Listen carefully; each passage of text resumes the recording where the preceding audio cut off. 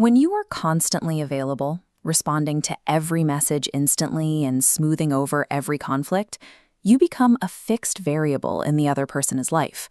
They stop seeing your presence as an active choice and begin treating it as a guarantee. This graph illustrates a common social reality. As your availability remains high and predictable, there is a steady decline in how much the other person values that access. Without the possibility of your absence, there is no reason for them to prioritize your presence. Most people react to this by trying to explain their value. They argue, point out how much they do, or send long messages detailing why they feel neglected, hoping that more words will solve the problem. There is a different path, choosing to step away without a single word of explanation. No dramatic exit, no list of grievances. You simply stop being the one who initiates, responds, or bridges the gap.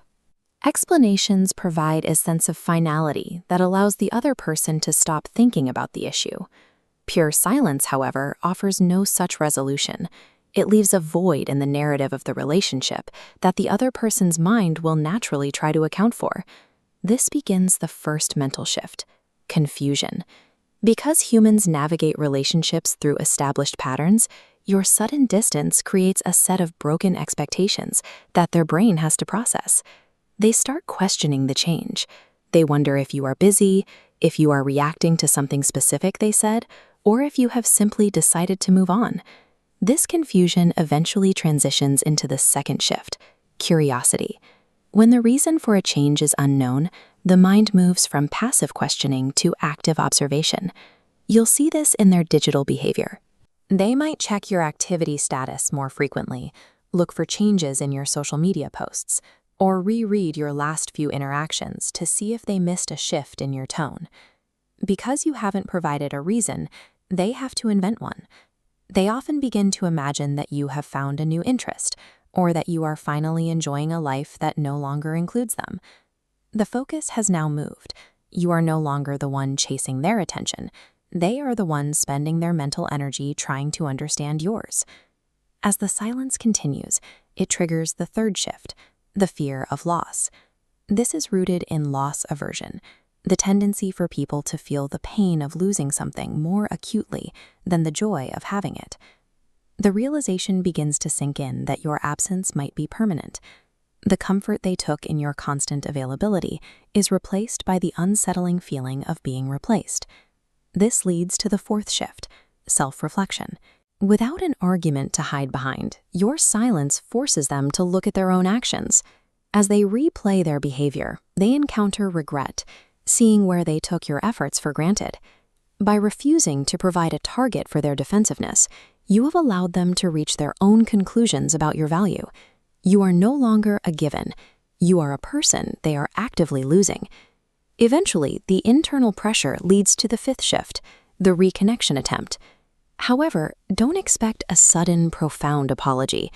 Ego often dictates a much more subtle approach. They will often send a check-in message, something low stakes like a casual question or a comment on a shared interest. They are testing to see if the door is still open without having to admit they were wrong. This is a critical moment. If you immediately return to your old patterns of being overly eager and available, the fear that drove them to reach out will vanish.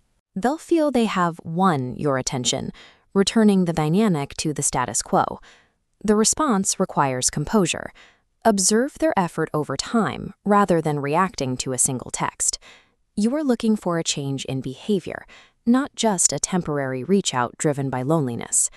This stage ensures that if the relationship is restored, it happens on a foundation of mutual respect rather than your previous dependency.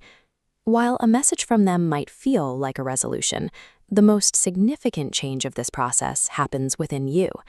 This is the sixth shift: personal transformation.